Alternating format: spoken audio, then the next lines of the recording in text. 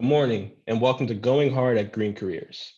I'm Darius Johnson, Communications Manager for Eastern Shore Land Conservancy, Planning Committee member for this year's conference, and the proud host of this panel. As a green career professional myself, I recognize the tremendous value created by green jobs and the tremendous potential for green career practitioners. Green careers are the hottest on the planet, and frankly, we will not have a planet if we don't have green careers. As the description for this session reads, the air we breathe, the food we eat, the water we drink, the opportunities to heal our minds, bodies, and spirits, and the ability to lift more people out of poverty are dramatically improved by being green. Being green, of course, also means that we are taking positive and forceful action on climate change to give our children and grandchildren a future. To create a world that is greener, that is a world where working to preserve and restore environmental quality is at the heart of decision making, then we need to elevate and celebrate green careers. That's what these panelists, whose careers are dedicated to land, air, water, and education issues, will do. So today, I have the pleasure of introducing and having you all hear about the careers of four incredible people who are doing some great work throughout the DMV region. They're going to share their stories with you today. We have Donald Belle, an 18-year veteran educator in the Prince George's County public school system, who has been a pioneer for environmental education opportunities for students. We have Maisie Hughes, the owner of Design Virtue and co-founder of Urban Studio, where she uses a people-centered design approach to create greener and more equitable cities. And we have Kahlil Kettering, Urban Conservation Director at the Nature Conservancy's Maryland, DC chapter, where he focuses on projects that elevate clean urban waterways, quality of life in urban communities, and the benefits nature provides to people in cities. And last but not least, we have Chanceé Lundy, former co-founder of Nspiregreen, who uses her environmental engineering and planning expertise to create healthy and safe communities for all. So I have no doubt that these folks will share some amazing gems with all of you today. So with no further ado, I'll let the panelists share their stories with you. Donald, please begin. All right, thank you, Darius.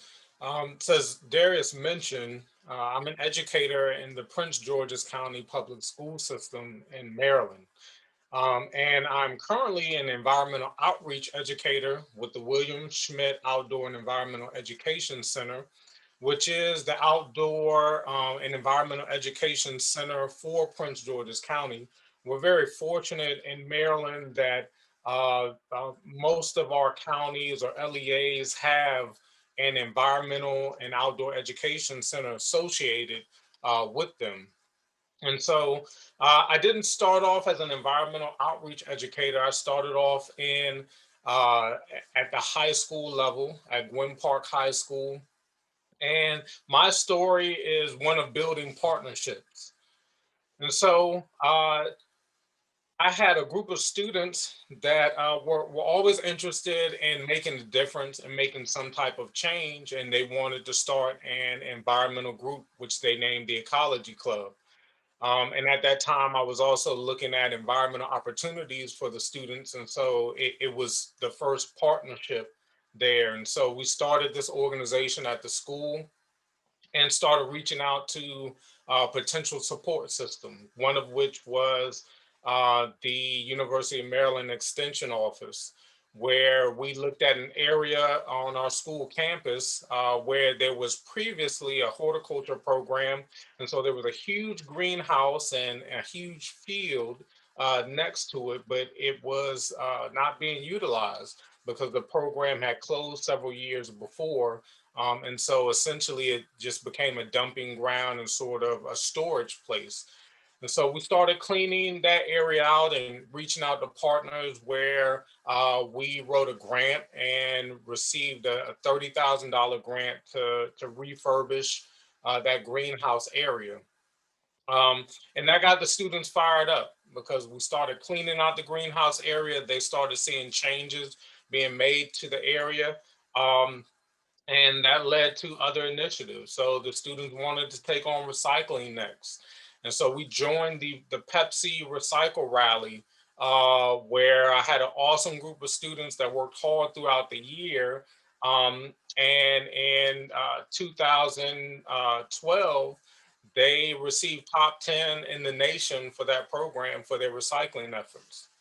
And so while all of these opportunities were being afforded, uh, we became the second high school in Prince George's County to become Maryland Green School certified. And so one of the things I would definitely say is look for opportunities like a Maryland Green program or a program in your area where schools can be recognized for their efforts of environmental service and how they're working with teachers to meet environmental objectives, because those are natural opportunities to get students career-centered and focused. Um, and so all of the opportunities, I had a chance to do some research at University of Maryland College Park, as well as the Institute for Marine and Environmental Technology in Baltimore. And everything aligned with environmental technology and opportunities, such that when the county was starting specific work-related programs, they came to us when it came time for an environmental studies program. And so we started the first environmental studies program, which is a program where students focus on specific courses in environmental studies at the high school level, and started that program at the school. And so all along, when we were starting that program, we were still building partnerships, such as FFA. I'll tell you a story maybe later about my first experience with FFA. I didn't grow up with it, but my first experience was at the state convention and meeting a lot of the individuals there. And from there, we went on and started working with the Manners organization. That afforded so many different opportunities for our students. And so we built partnerships, and around that time I transitioned to the William Schmidt Center. And so now I'm able to help build programs around the county that focus on environmental literacy and getting students connected to careers that deal with the environment. And a few things, main points that I definitely leave with you is that as we charge our students and residents to reimagine and rediscover their relationship with the environment, let us reimagine and rediscover our environmental partnerships and develop those partnerships. And that even though our lives have been disrupted due to the pandemic, this is also a key opportunity and time to charge students in the community to reimagine what we can do at our school level in terms of the environment, make it different from what it was before. And so I'll leave with that. Thank you, Darius. Thank you, Donald. Appreciate that. Right. Maisie, you ready? I'm Maisie Hughes, and I am a tree hugger.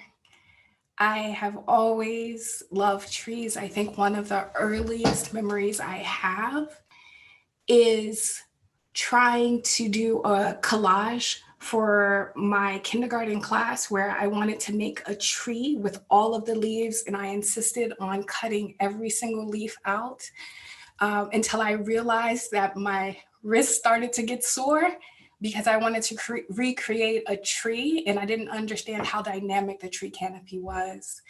And so obviously, when I finished high school and grew up and started to think about what kind of profession I wanted to go into, I decided to go into business, which is odd when you think about it. But I think the challenge that we have in environmental careers is that we don't really understand at a young age how to enter into environmental careers or make that connection. And that's certainly the case with me. Ultimately, I ended up switching from business to Afro-American studies in undergrad. And it wasn't until I had an opportunity to work a little bit that I realized my passion could be turned into a career. And so I ended up at the Department of Parks and Recreation in DC, running their environmental programs without very much background in that profession at the time. And I learned so much working with inner city youth and grappling with the intersection of how cities are designed with how cultures interact in space, and certainly what it means to be an environmentalist of color. I ultimately ended up going to Morgan State University to get a master's degree in landscape architecture. And from there, I really started to understand the opportunities for my career. I ended up being an arborist at a local tree nonprofit in Washington, D.C., working on advocacy and policy changes to zoning regulations in the city, getting some really big wins with our Tree Advocates program. And now I serve as the Senior Director of Urban Forestry for one of America's oldest conservation nonprofits, American Forest.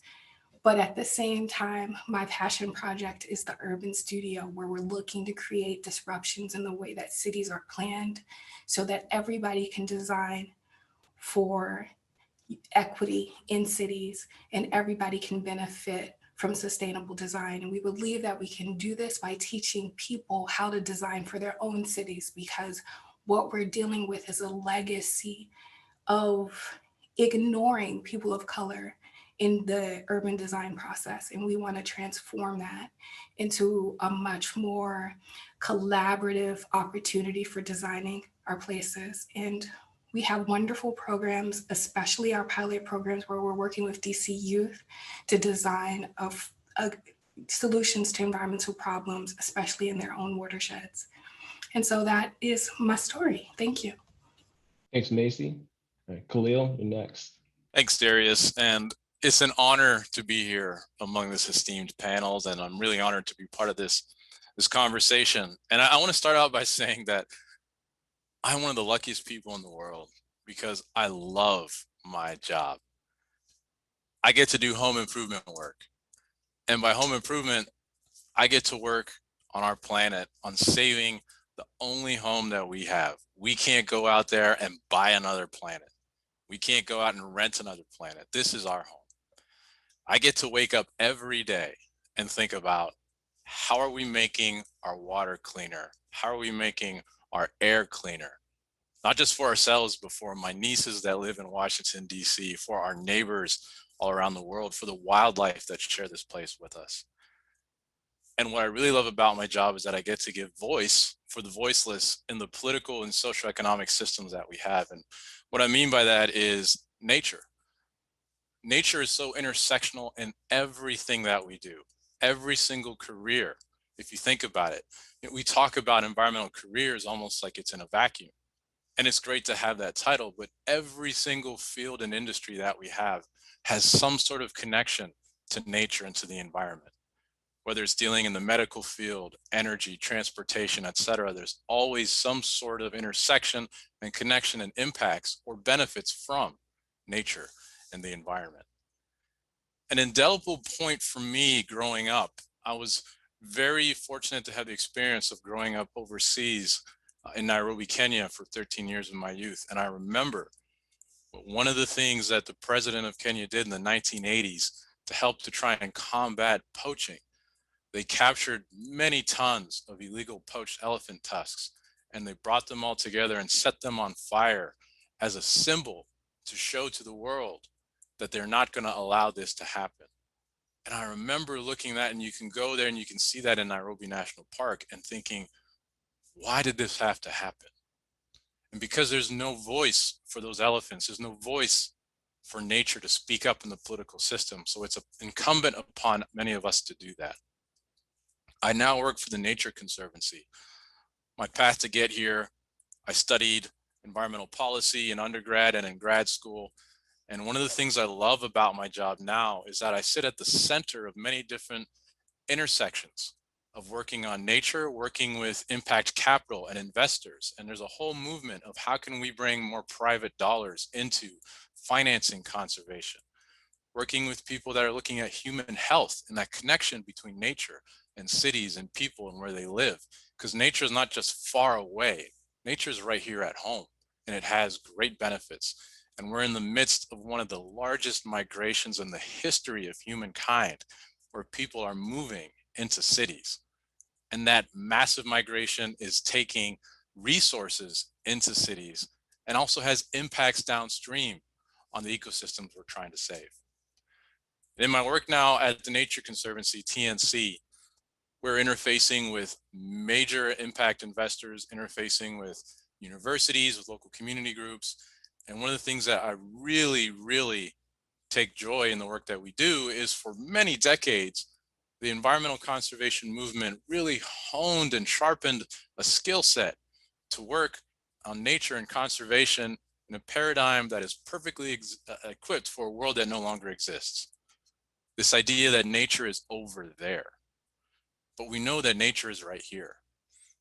And when organizations like the Nature Conservancy and others are saying, we're not just protecting the faraway ecosystems, the faraway rainforests, the faraway mountains, the faraway islands, tropical islands, which are important, but we also firmly believe that people that live in nature, in cities, deserve nature. They deserve clean water. They deserve clean air just as much.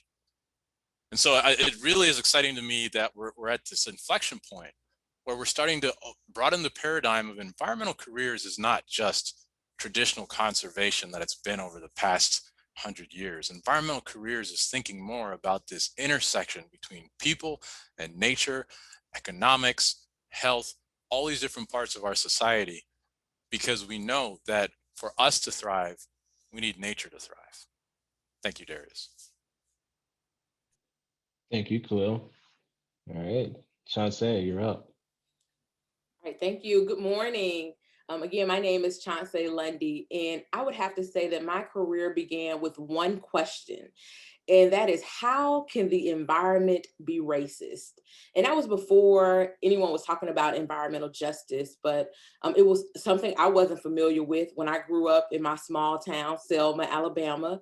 And when we would play as kids at my great grandmother's house, helping her pump water from the well and eat plums off trees and run. And if you're from Alabama, you know, some people eat dirt. There's red dirt and there's white dirt. And environmental racism, that wasn't something that was on my mind. But later, when I went to college, I was in this place where I didn't know what I wanted to be, as you know, many college students struggle with. I wanted to be an engineer, but then I like politics, and I just didn't know which way I wanted to go with my career. And I happened to be in this atrium, if you will, one day, and two girls were sitting and they were talking about their major. And I heard someone say that their major was environmental science. And she started talking about like the politics of it and the opportunity to make change in people's lives. And I wasn't even a part of the conversation. I was just a bystander. And I remember going to my room, pulling up the curriculum book, and starting to look at environmental racism. Like, what was this term she used, environmental racism? What does that mean? How can the environment be racist? And I don't necessarily think the environment is racist. I think that people are racist, and so they do things, and we have policies and structural racism at play because of some of the things that we allow.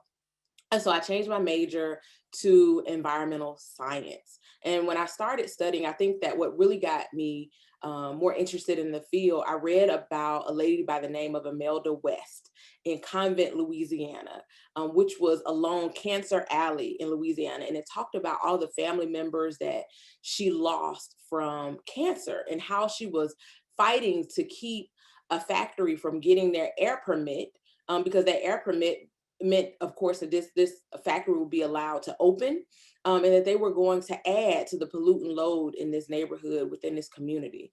And I remember thinking, like, who is helping this community? Where are, you know, the people who should be standing up beside them? You know, this is an older woman who had grown children, and it just felt so wrong and so different. It was just so new to me, and I hadn't really thought about all of the things that I've probably experienced, like smelling the paper mill quite often growing up, probably about 10 miles from my house, like smelling that, especially during the summer times. I hadn't really given thought to any of those things. And so when I started studying about all the incidents of environmental racism and about the history, this is something that, you know, I really wanted to make a difference and have some impact in. but I didn't take the traditional route of working in policy or necessarily advocacy. So I got my degree in environmental science, but I went on and got my master's degree from Florida State in civil engineering. And as I started out my career, I started in the manufacturing industry, which a lot of my work was internal, like doing solid waste management, industrial wastewater treatment, making sure that we were a good fence line neighbor. But I was doing air permitting too. I was doing air permitting for manufacturing that was considered clean technology. But to me, I don't know if there's really a clean technology if you can emit 60,000 tons of greenhouse gas emissions into the air. Like, we give people permits to pollute. But in also doing regulatory compliance, because that's what we do. So we do these toxics release inventory to say, this is how much may have went off site in a year, or what we released into the atmosphere in a year. So after that, after working in manufacturing for a while, I decided I wanted to do my own thing because I didn't feel as connected to the communities that I wanted to serve. And so in 2009, I started a company called Nspiregreen with my business partner, Veronica Davis. And we, for the next 11 years, primarily worked in the government space, but specifically around communities and the projects that impacted them. So I had an opportunity to really build service and working in stormwater management, transportation planning, working on climate action plans, just working in a variety of areas. And so for me, having that experience, and we sold our company in December, so I'm on a little break right now. We sold our company, but it gave me that chance to really make that connection. And one of the things that I would like to talk about today and see us really start doing is bridging this gap between engineers, planners, advocates, and community members, because I think that we can get a lot more done when we start showing up in these green careers in all spaces. So that's my story. Thank you so much, Chanceé. And thank you everybody else for just sharing your stories and the passion of your work and the value and the impact of it. And for all the audience, if you have questions, please send them in. We're about to jump into the Q&A, and we already have a few. So I'm just going to jump right into it. So we have one question. When many introductory green careers pay so little that most applicants are those privileged to be able to live at home and to have the financial support to build up to better paying jobs, how can we find subsidization grant funding to make this is a rough one.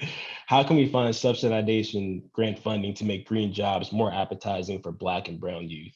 Yeah, so one of the areas that we've tried to work and increase capacity in terms of green careers have been tying into local programs and summer youth experiences, right, as a gateway into those green careers. So I know many of DC has a program, Prince George's County, Maryland has a program called the Summer Youth Enrichment Program, in which students learn about careers and they learn soft skills, but then they also have a summer work experience. And one of our goals in building partnerships was to partner where the money was already laid out to be able to pay students to work over the summer, but where there were very few years ago, where there were few environmental opportunities. So we started meeting with the group and partnering with community organizations to say, hey, you have environmental goals with your organization, and the county has a summer work program.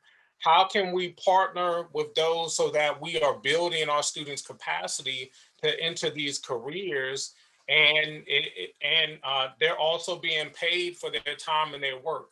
And one of the things I do as an educator across the county is to connect those organizations with teachers and students such that they're able to educate students and also find the students that are interested in those green spaces.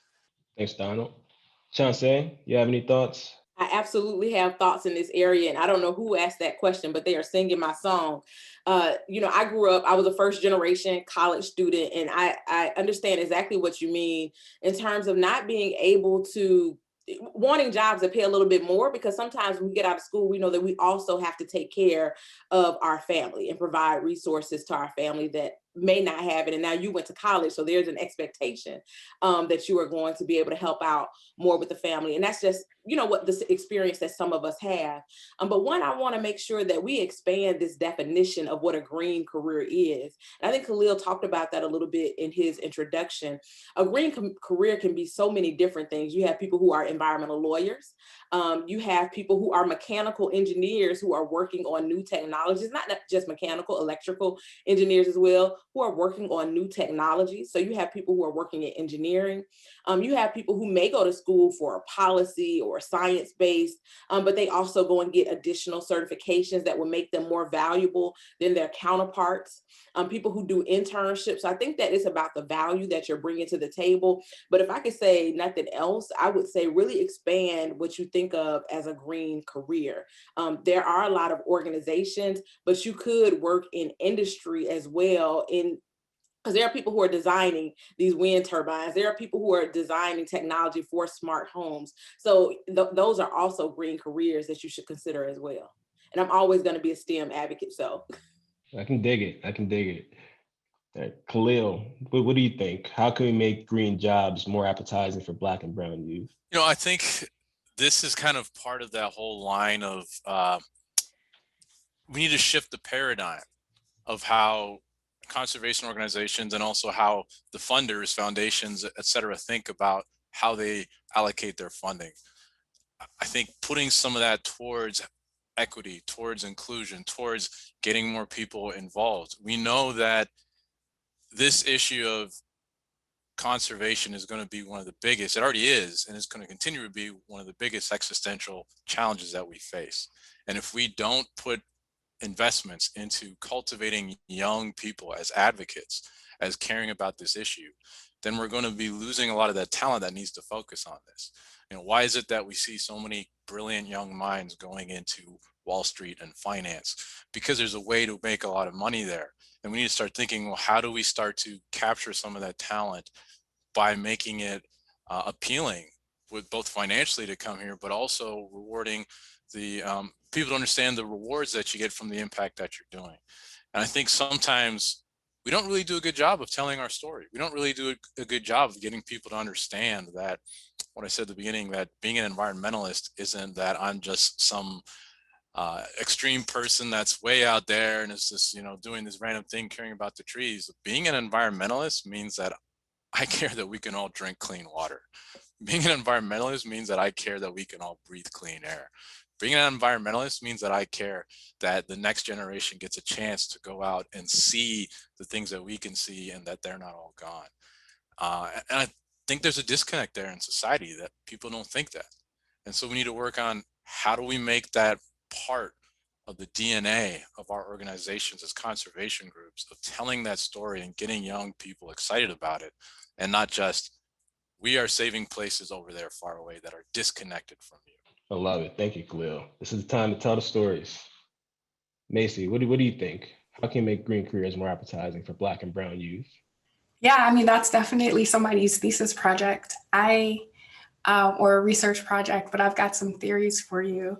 One, the idea that environmentalism is not mainstream is part of the problem. I think a lot of times, if we think about it and we look sort of at the entire market, only 3% of the nonprofit sector is environmental. Tiny, tiny, tiny, tiny field. But when people are choosing jobs, they have the entire market to choose from.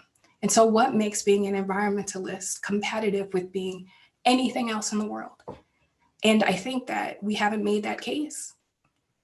We think just in our own sort of little silos, and we don't promote the work that we actually do. If you watch any television show and there's ever an environmentalist who's mentioned in the show, it's always some radicalized person who's outside protesting and doing weird things, and maybe they're vegan, or maybe they do yoga. We have a really bad marketing strategy, and we need to get a better one that competes with sexier jobs. And so that's one thing that we can do. But the other thing that we have to do is take a real hard look at what it's like being a person of color in an environmental field, because we're assuming that we have the moral high ground in this space. And that assumption is causing a lot of problems. I mean, we assume that people who are interested in conservation issues or environmental issues are progressive, are open-minded, and have an agenda that is, diverse. But that is also not the case when you dig into the research. And so we're living off of some assumptions that makes it ineffective or undesirable for people to want to like chill with us or hang with us, right? If you're a 16-year-old in Washington, D.C., and you have a choice between picking up, litter in the summer in the heat outside, or mulching trees, or working inside at McDonald's and you get free French fries. When I was 16, I would take the French fries. And so that is a problem. And I think it's the quality of the jobs, the experience of what it's like being in predominantly white organizations, and having to figure out how you can belong in a space where people may be operating out of their own prejudices, and those prejudices may be unarticulated. And who wants to deal with that on a daily basis, to be underpaid in the process? And so we've got a lot of work to do there. We definitely do. In thinking about what it's like to be a person of color in environmental organizations, we actually had a question just about that, specifically about survival. And the question asks, what survival techniques do you use to thrive in organizations as a first, the only, or one of very few persons of color on staff? So, Chanceé, you wanna jump on that one? Yeah, there are so many careers that you are going to be the first and only. If you talk to most Black engineers working in corporate spaces, a lot of people in corporate spaces, whether you're working in nonprofits, you may be the first and only. I remember my first internship was actually with the U.S. Forest Service. I'm teaching environmental education in inner city parks in Atlanta. But a lot of my friends, for their first internship with the Forest Service, they were sent to places like Missoula, Montana, or like places where I remember one person saying they got out of their car at a stoplight, they saw another Black person and they hugged each other. And so it can be very lonely when you're working in spaces because people don't necessarily understand you. Sometimes the jokes fly over your head and sometimes your jokes fly over their head. But I think that trying to understand each other, one thing that people can always tell you about me, that anybody who's worked with me, is I'm very authentic. I'm a little country girl from Alabama. That's who I am. And I don't really have a lot of cut cards with people. I can say some things sometimes, if you say something I find offensive, I'm probably going to let you know that right then and in the moment. But I know that's not everyone's testimony. And so I think that when you say you want to have diversity and you bring people on staff, I think that you have to be really cognizant about other people's backgrounds and what they bring to the table, and value who they are as a person. And I think that, when you do that, you can help build a more inclusive environment for folks, because you want people to feel included. And I think that's where people feel a little bit isolated sometimes, because they don't necessarily feel included.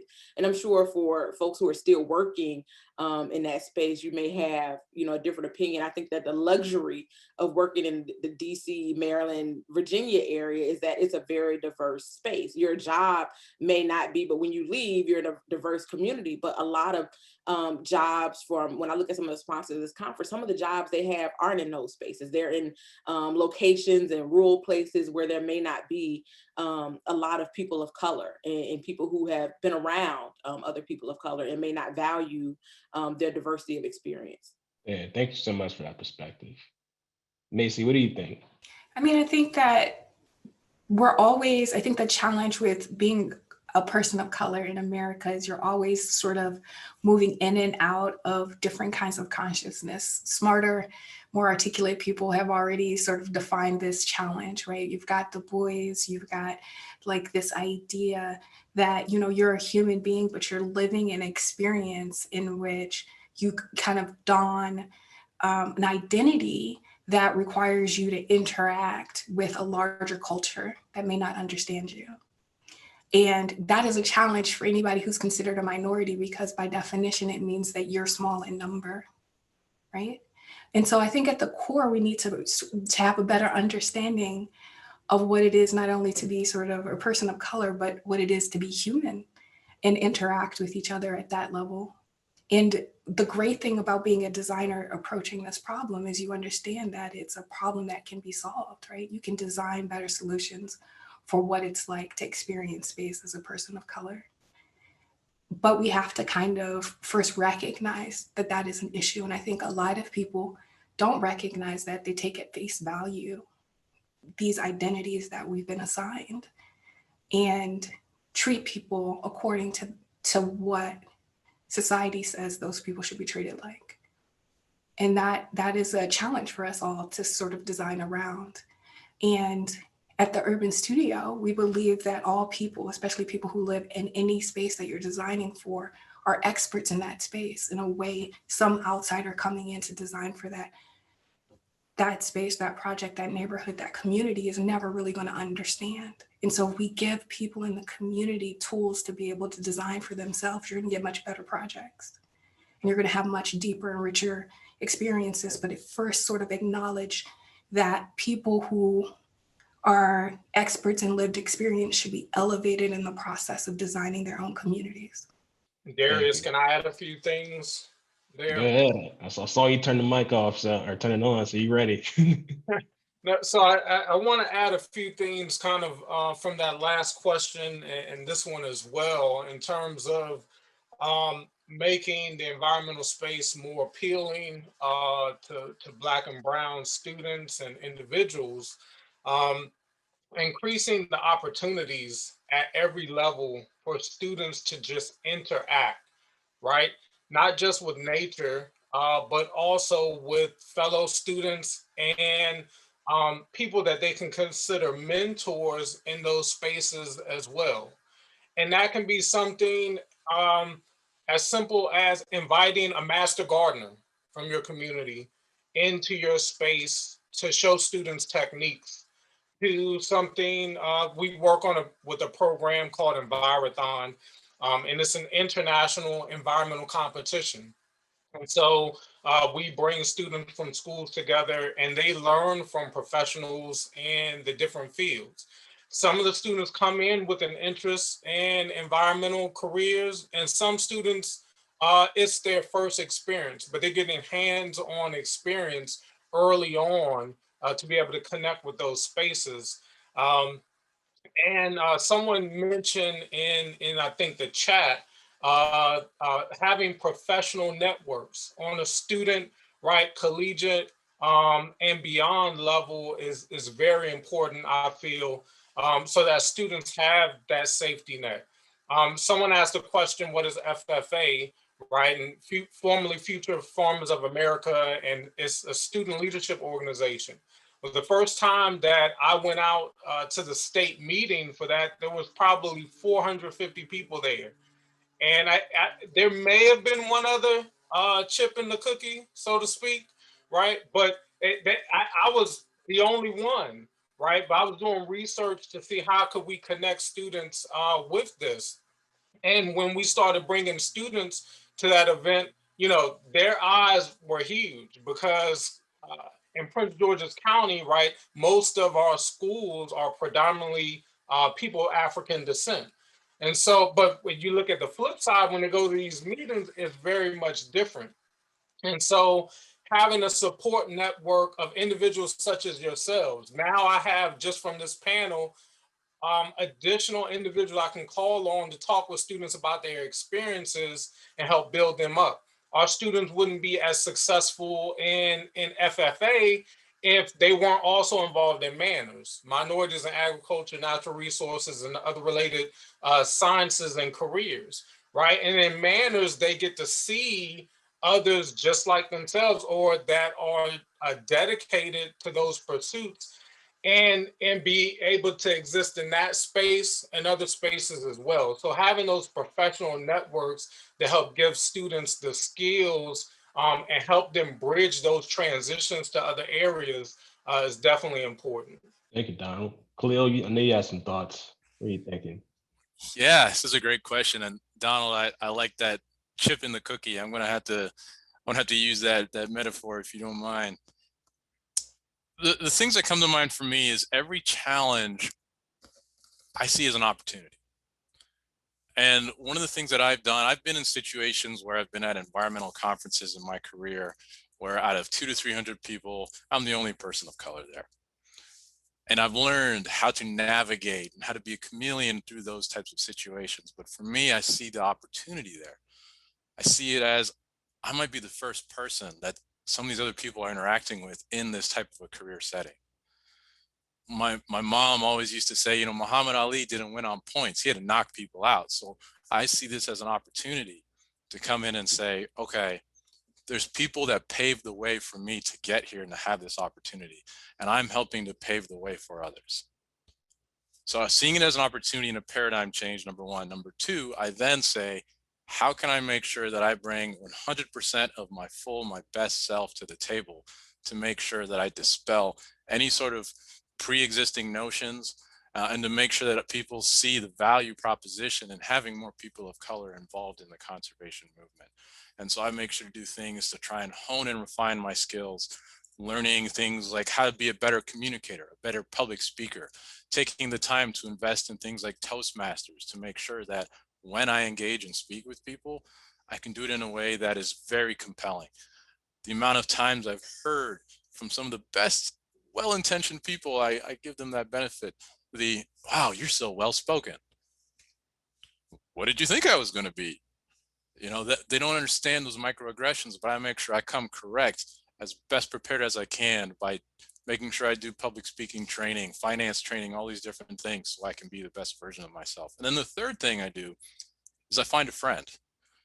I find a friend in my organization where I work who has a similar connection or background that I can relate to, that we can share sometimes our strategies, but also share sometimes our frustrations together and to talk together about these are different ways that this is a situation I handled. What are your thoughts? And having that social connection is a great shoulder to lean on and providing that for somebody else. And sometimes that friend might not even be somebody from my same background, but somebody who understands. And so taking that three-pronged approach of paradigm, of making sure I can be the best version of myself that I can, and of finding an ally has been critical to be able to navigate through my career. And thank you all for sharing that so much.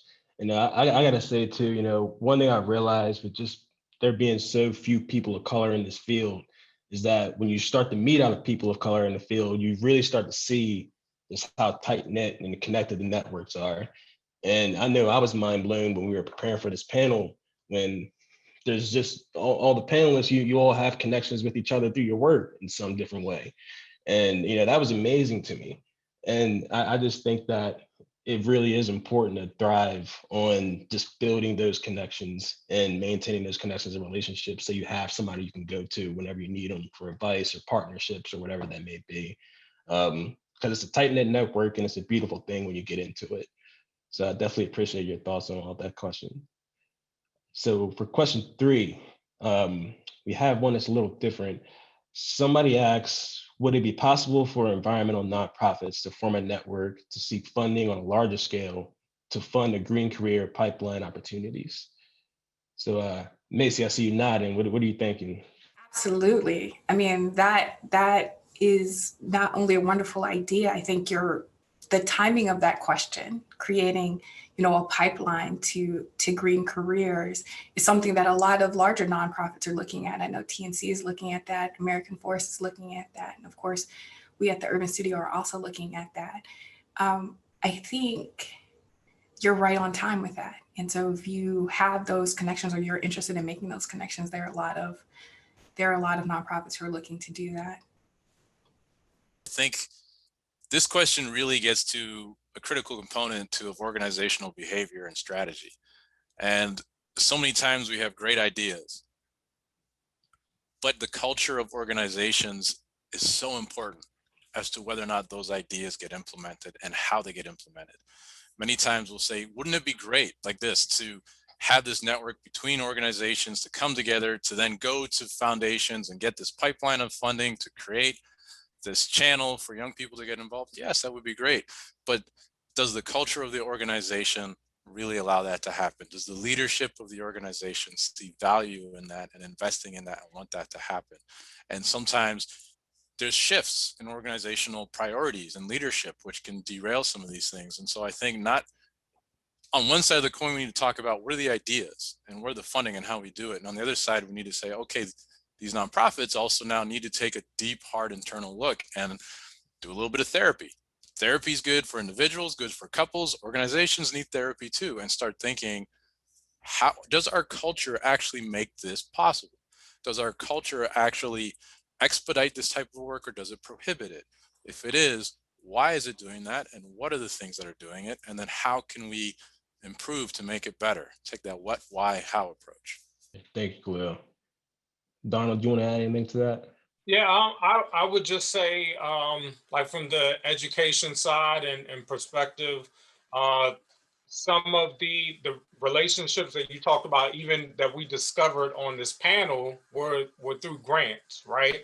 And so I've worked with, and our center has worked with the Prince George's Department of Environment on grants for opportunities for students that directly connect with some of our fellow panelists. And so we've tried to work with a number of different nonprofits to increase opportunities. I would just add, don't forget there's a wealth of funding to provide education programming if you work with your local school system. And that can involve the government, nonprofits, and the school system working in a partnership in order to move those forward. All right, thanks, Donald. So Kahlil, you touched on this question a little bit, just getting into the organizational development side of things. But the question asks, when you think about the pipeline in environmental nonprofits, it is usually unpaid internships. So do you think environmental nonprofits should do away with all unpaid internships and only have paid internship programs? And I'll also ask to expand on that, just how can the pipeline in the environmental nonprofits be improved for people of color? Is that directed to me? It looks like you're ready. You were Chanceé. I mean, I don't know if I can say ready. These are some big existential questions that are a challenge. I think one of the things we need to make sure, though, we don't view all environmental nonprofits as a monolith. There's so many different types of environmental nonprofits. There's some that are smaller and maybe they can't afford to do unpaid internships. There's some that are bigger that maybe they take advantage of. I mean, personally, I think that if we're going to say that we're getting rid of unpaid internships, which I think that's a good idea, making sure that there is, for the value that we're getting for that work, that we're also some remuneration for it. We need to make sure that we're also not just hiring people that come from privilege that can maybe say, yeah, I'm studying this in school, and so that or that and whatever, and so I get access to this paid internship. We need to make sure that we are spreading a wide net to bring in people from many different backgrounds in socioeconomic, race, cultural, et cetera, to have the experience and the opportunity to be able to get access to these types of internships.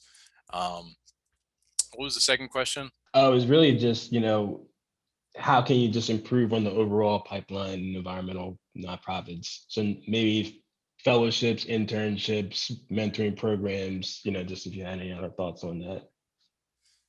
Yeah, I'm going to chew on that for a little bit, give my panelists an opportunity to reflect. That works. So I'll take a stab at that. For one, if your internship is not paid, I'm probably not coming to the internship. Like, I just couldn't afford that, and my family couldn't afford that. A lot of the money that I made in the summer from summer internships helped me out during the school year. No one sent me money, so whatever I had for my summer internship is what I was able to use throughout the school year.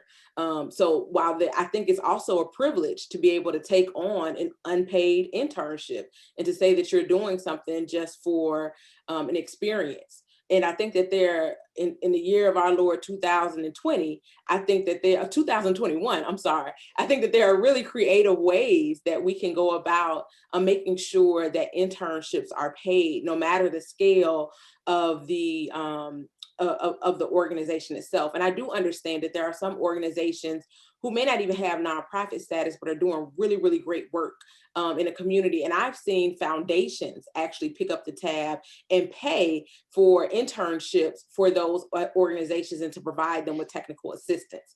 And I think so look into some of your community foundations for assistance. If your organization doesn't have the budget to support that, may be a way. But I think that there are a lot of people who may want to do the work, whether they're college students, high school students, or folks in the community who we're trying to build a pipeline into doing some of the lower barriers to entry jobs. I think that that is a way for us to do it. When it comes to building a pipeline, no matter what the industry is, I think that exposure is the most important thing. Like I don't want to be anything that I haven't had experience with, or I haven't seen anyone work in. And I think that we have to stop. I think Maisie talked about it earlier, like we make environmentalism like this big over there thing, and it's not. It's almost like what we used to deal with when we talked about bike lanes or cycling. People thought about like white men in spandex, but there are other people who ride bicycles. And from community meetings, we actually had meetings where people showed up who said, this is how I get to work when the bus stops running or before the train starts in the morning. So really changing what we think about the environmental movement, if you will, or what environmentalism really is and who looks like we had this campaign engineer, who looks like an engineer, like who looks like an environmentalist. I think that so many of us come from communities where the environment was a huge part of us growing up. I know that a lot of kids play a lot inside now, but when I was growing up, we had to stay outside. There was no just running back and forth, sitting down, watching video games. I'm not that old, but there was a lot of, you had to play outside. You had to be out in nature. Like we picked berries and my grandmother would make like some blackberry dumplings from them or something like that. So there was this huge piece of nature that was just a part of us. We would go to the community pools and swim in the pool. So there are things that we already do, but we need to just make sure that we're making that connection between the environment and these careers that can come from that. And I think that we don't really have a lot of discussion around how nature is already a part of us. And I think that when we start making those connections, one of the things I think about is I have a child with severe asthma. And so for me, the environment is very important because in the first 3 years of his life, he was in the hospital 4 times. So when we start thinking about childhood asthma and the different respiratory illnesses that people in our communities face, we don't talk about that a lot amongst our organizations and really connect that to getting people who are interested in helping their communities. Thanks, Chanceé. Maisie, you have any thoughts? I do. This very same thing came up at American Forest. I was talking to our chief financial officer, and he said that we don't offer unpaid internships because it's an equity issue, right? And I responded, getting rich people to work for us for free sounds like the very definition of equity. I think the challenge that we have is how we frame sort of the discussion, right? It's not an either or, right? It's dependent upon all design questions have to be answered through a design process, right? So it depends on your organization and what it is that you're looking to achieve, right?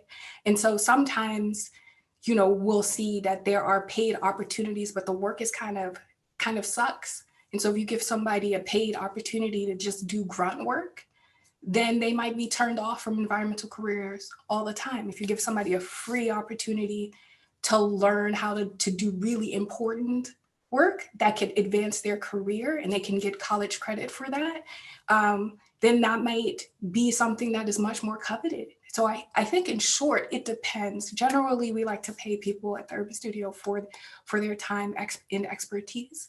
But I think you can't just say that I think we need to take a deeper look at the type of work we're offering at the entry level of nonprofit organizations and make sure that our work is meaningful and advances the careers of the people who participate in that work. That's more important than the question of whether or not it's paid or unpaid, I think. Thank you all. So I think we have time for one more question. And thankfully, it looks like we can combine these next two because they're pretty similar. So the question asks, how/what can Black folks ask from their coworkers and managers to be allies and accomplices? What can non-Black coworkers and managers do to support Black coworkers? And adding on to that, considering the fact that so many people of color are taking on diversity efforts within their own organizations this year, how can they cope? How can they deal with that? How can they get the support that they need? I just want to say it's tough out here having all of these very important and critical conversations about race every day, right? Because if you're a person of color, you're being introduced to your trauma every day that you go to work, right? And so in some ways, it's important and necessary as where we are in a country, where we are in the world right now, to have these conversations. But boy, does it take a lot of emotional investment to get through it. And that is real. And I think people of color and people who are interested in supporting people of color need to sort of understand that, you know, these uncomfortable conversations, these necessary conversations are also difficult to have, and they suck a lot of energy out of you. And so if we can just kind of recognize that as part of the challenge and part of what we're doing with, and give people space to rejuvenate and rest and just be themselves, I think that is important too. And so I think that the thing that most people who want to support people of color can do in this space is just get to know your colleagues independently of, I need a Black friend kind of thing, you know, or, you know, I'd love to learn more about the Latinx community. Like, just get to know people as people. And I think that then in and of itself helps to support them, create, you know, go from colleagues to friends, and that will be really helpful. Kahlil, looks like you have something. Yeah. You know, I mean, that question is such a broad question, and it's really a question about society writ large that we're asking right now. And Maisie makes some great points. And one thing that comes to mind for me, one simple thing that some big conservation groups can do is just admit culpability. Just have the strength to take a step back and say, these are points in our history over the past 50, 60, 70 years where we've made decisions, where we've not made decisions, we've taken actions or not taken actions that have had negative impacts on people of color from many different communities. This is how we've not showed up as an ally. This is how we've not done this organizationally. And just starting at a first step of admitting that, just admitting that, I think at least starts to open the context and the space to say, let's have these conversations. We're open, we want to listen, we want to be real and genuine. And we're not just going to pretend and talk about, we've done all these great things, yeah, that's bad, but let's move forward.